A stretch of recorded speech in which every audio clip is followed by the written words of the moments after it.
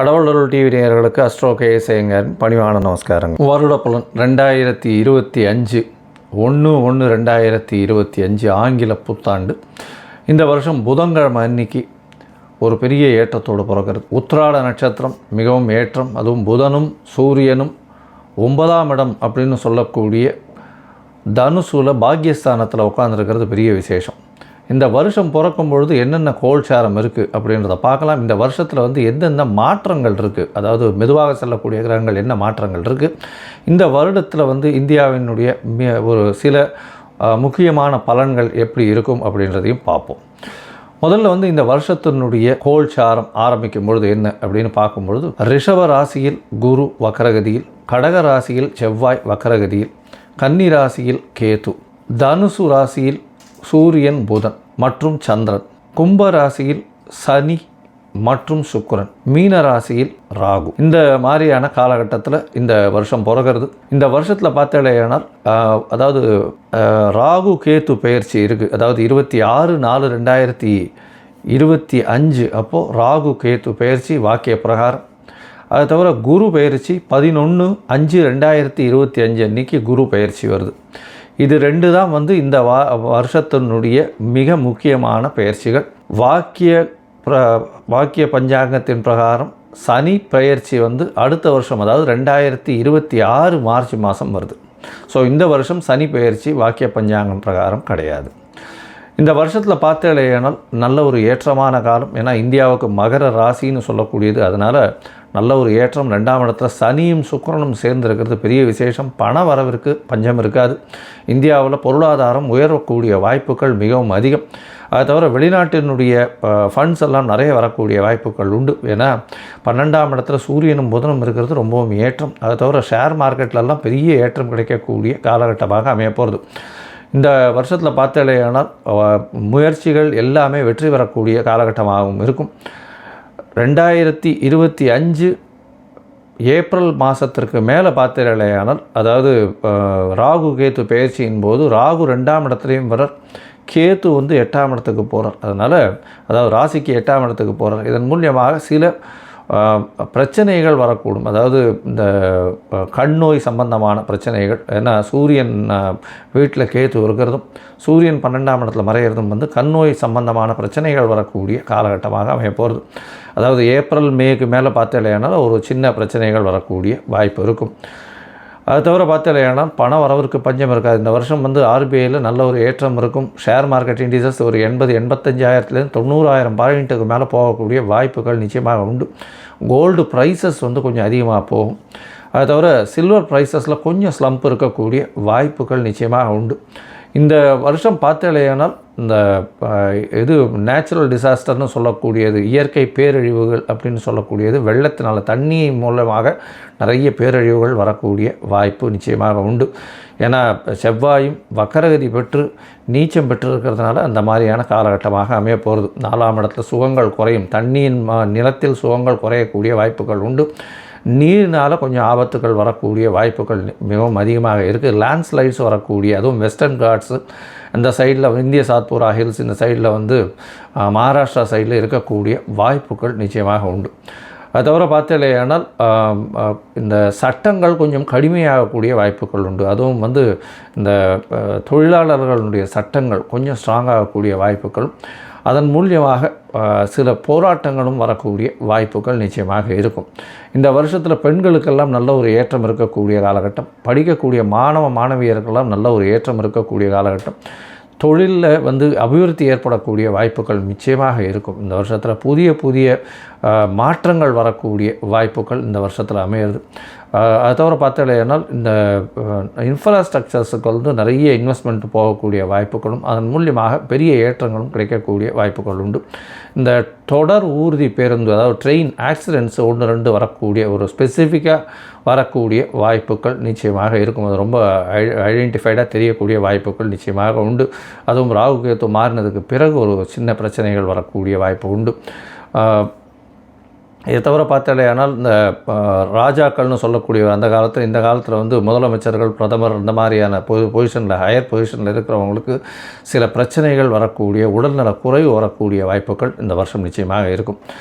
மொத்தத்தில் பார்த்தாலேயானால் இந்த ஸ்போர்ட்ஸ்மேன் விளையாடக்கூடியவர்கள் இவர்களுக்கெல்லாம் விளையாட்டு இந்த மாதிரியான விஷயங்கள் இருக்கிறவர்களில் வந்து இந்தியாவினுடைய பெருமை அதிகமாக தெரியக்கூடிய வாய்ப்புகள் நிச்சயமாக இருக்கும்.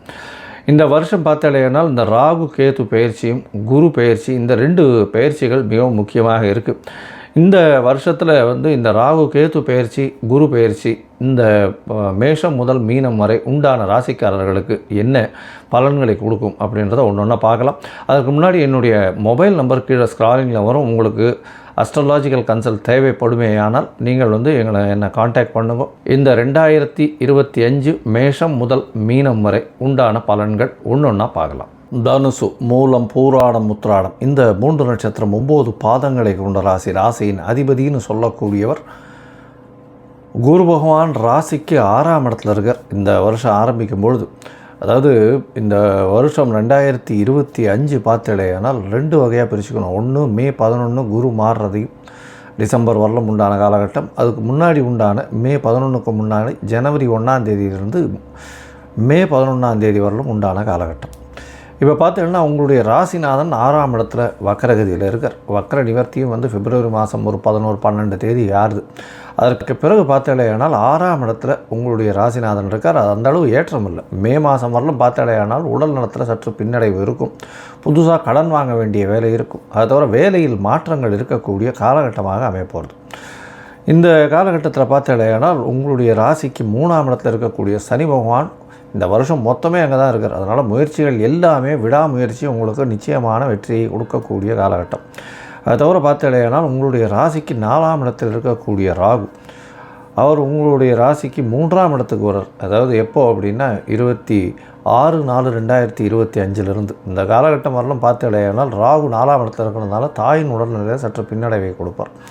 அதற்கு பிறகு பார்த்தாலேயானால் உங்களுடைய ராசிக்கு 4ஆம் இடத்தில் இருக்கக்கூடிய ராகு திடீர் பணவரவை ஏற்படுத்துவார். படிப்பில் வந்து டிஸ்ட்ராக்ஷன்ஸை கொடுப்பார். கான்சன்ட்ரேஷன் இல்லாமல் இருக்கக்கூடிய காலகட்டமாக அமையும். ராசிக்கு 10ஆம் இடத்தில் இருக்கக்கூடிய கேது பகவான் தொழிலில் மாற்றத்தை கொடுப்பார். வேலையிலேயும் மாற்றம் வரும். ஏன்னா குரு இருக்கிறதுனால தொழிலையும் வந்து இன்னும் அடிஷ்னலாக தொழில்கள் எடுத்து செய்யக்கூடிய வாய்ப்புகள் நிச்சயமாக உண்டு. தொழில் கர்மஸ்தானம் அப்படின்றதுனால புதிய கர்மக்கள், அதாவது புதிய தொழில்களை செய்து அதன் மூலியமாக உங்களுக்கு பணம் வரக்கூடிய வாய்ப்புகள் நிச்சயமாக இருக்கும். இந்த வருஷம் பார்த்தாலேயானால் மே மாதத்துக்கு மேலே உங்களுடைய ராசிக்கு சப்தமத்தில் குரு வர்றதுனால திருமணத்திற்கு பார்த்து கொண்டிருக்கக்கூடிய இளைஞர்களுக்கு கண்டிப்பாக திருமண பாக்கியம் இந்த தனுசு ராசிக்காரர்களுக்கு மே மாதத்துக்கு மேலே உண்டு. அதற்கு பிறகு பார்த்தாலேயானால் உங்களுடைய எதிர்பாலினத்தவர் மூலியமாக நல்ல ஒரு ஏற்றம் கிடைக்கக்கூடிய காலகட்டம். உங்களுடைய ராசிக்கு பார்த்தாலேயானால் பார்ட்னர்ஷிப் பிஸ்னஸில் பெரிய ஏற்றம் கிடைக்கக்கூடிய காலகட்டமாக அமையப்போகிறது. இந்த வருஷம் மே மாதத்துக்கு மேலே உங்களுடைய ராசிக்கு 11ஆம் இடத்தை குரு பார்க்குறார். அது ஒரு பெரிய சிறந்த இடம். ஏன்னா 11ஆம் இடத்தை குரு பார்க்குறது அப்படின்னும் பொழுது தனக்காரகனே லாபஸ்தானத்தை பார்க்குறதன் மூலியமாக எல்லா விதமான தொழில்களையும் பெரிய ஏற்றம் கிடைக்கக்கூடிய காலகட்டம். அதனால் வந்து பார்த்தாலேயானால் உங்களுடைய ராசிக்கு 7ஆம் இடத்துக்குன்னா, அதாவது பார்ட்னர்ஷிப் பிஸ்னஸ்லாம் அபரிமிதமான ஏற்றம் கிடைக்கக்கூடிய வாய்ப்புகள் நிச்சயமாக உண்டு. உங்களுடைய ராசிக்கு 3ஆம் இடத்தையும் வந்து குரு பார்க்குறார். அது வந்து முயற்சி ஸ்தானத்தை குறிக்கும், இளைய சகோதரத்தை குறிக்கும். இதன் மூலியமாக பார்த்தாலேயானால் உங்களுக்கு எல்லா விதமான ஏற்றங்களும் இந்த வருஷம் வரக்கூடிய வாய்ப்புகள் நிச்சயமாக உண்டு. அதுவும் வந்து பார்த்தாலேயானால் இளைய சகோதரர்கள் மூலியமாக நல்ல ஒரு ஏற்றமான செய்தி வரக்கூடிய காலகட்டமாக அமையப்போகிறது. உங்களுடைய ராசிக்கு 3ஆம் இடத்துல ராகு இருக்கார், சனியும் இருக்கார். குருவின் பார்வையினால் கோதண்ட ராகுவாக மாறுறார். அதனால் இளைய சகோதரர் மூலியமாக நல்ல ஒரு ஏற்றமான செய்திகள் வரக்கூடிய வாய்ப்பு உண்டு. முயற்சிகள் எல்லாமே வெற்றி பெறக்கூடிய வாய்ப்புகள் நிச்சயமாக உண்டு. உங்களுடைய ராசிக்கு 9ஆம் இடத்துல கேது வர்றதுனால மே மாதத்தில் வர்றதுனால கண்டிப்பாக தந்தையின் உடல் நலத்தில் சற்று பின்னடைவு இருக்கக்கூடிய வாய்ப்புகள் நிச்சயமாக இருக்கும். வெளிநாடு போகணும் படிக்கிறதுக்குன்னு பார்த்துட்டு இருக்கவங்களுக்கு சற்று பின்னடைவு இருக்கும். போஸ்ட் கிராஜுவேஷனில் வந்து பிஜிஸ் பண்ணணும் அப்படின்னு நினச்சிட்டு இருந்தீங்கன்னா அதில் உங்களுக்கு நினச்ச யூனிவர்சிட்டி கிடைக்கிறதுக்கு வாய்ப்புகள் ரொம்ப கம்மியாகவே இருக்கக்கூடிய வாய்ப்பு உண்டு.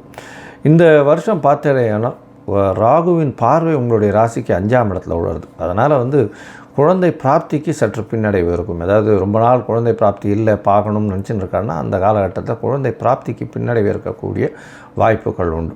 அது தவிர உங்களுடைய ராசிக்கு பார்த்தாலேயானால் ராசியவே அதாவது ராகு பார்க்குறார். அதனால் அபரிமிதமான எண்ணங்கள் வரும், எண்ண குவியல்கள் ரொம்ப அதிகமாகவே இருக்கும்.